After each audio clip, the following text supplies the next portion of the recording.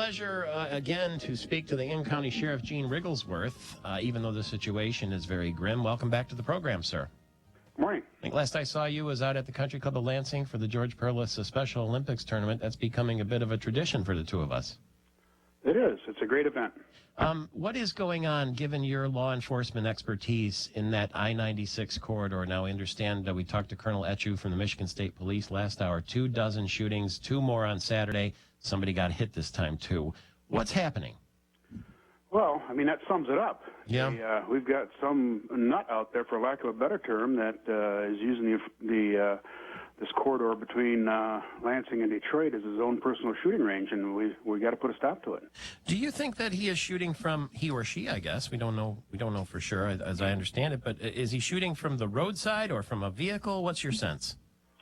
Well, we certainly know that, can you hang on just a sec? Sure. Hold on a minute, I'm on the phone. We certainly know in some of the cases they're shooting from a car because of what witnesses said. The thing that happened on Saturday is up in the air. Meaning that somehow this bullet came through the vehicle and hit this guy who was driving to the Tiger game, as we understand it, in the rear end. Right. And I understand he was released yesterday. He's going to be okay and that sort of thing. But we were talking earlier that if you're shooting from another vehicle and you're going presumably 55 miles an hour and the other car is going 55 the other way, that's not an easy shot. It's not, and that's what makes it scary. And clearly, in this case, a person was hit, and that's what we've got to stop. Do you think that there must be a hail of bullets maybe that miss, right? If one hits with the mathematics? That would be conjecture. We don't know that there's more than one shot. We don't believe there were in the other cases, but in this case, we don't know that. He's either got to be really lucky or deadly accurate. Well, a car is a fairly large object. Yeah. So hitting it might not be that difficult, but hitting exactly where you want to aim is the other issue. And I do a lot of shooting in my career, and it's not always easy to hit a target when you're standing 10 feet from it. So yeah, you're right. It's very dangerous. Wouldn't it follow suit that somebody who is doing this would want some kind of credit for it or have some kind of meaning behind it? I mean, or do you think they just enjoy reading the headlines and going out there and blasting away? Well, you'll have to get a head shrinker on your whole show to figure that one out. I really don't know. What advice would you have for anybody who is still, I drove through there yesterday. I looked around and I was watching the cars behind me and beside me and across the other way. But, I don't even know what I would do if I saw a car. And how would you know? I mean, what we're hearing is it's a dark, mid-sized vehicle, but it's not like there's anything you could do to stop it. If it's random, it's random. It's time and distance. Get out of there as quick as you can and call the cops. Because would you be looking for, I guess, a gun sticking out the window? That would be one thing. That's when I'd hit the brakes. Anything like that, yeah. Huh. And I guess, too, if you happen to be behind a person like this, should you call 911 and maybe I'd be inclined to trail them so they don't get away? Well, if you're going to do that, you do it at risk. I mean, you would want to have a lot of distance between you and them, that's for sure. It's unthinkable, isn't it? I remember it was 10 years ago, almost to the day, that business was going on in Maryland where the two guys had the van and the hole drilled in the van. Is it possible that there's more than one person, a driver and a shooter?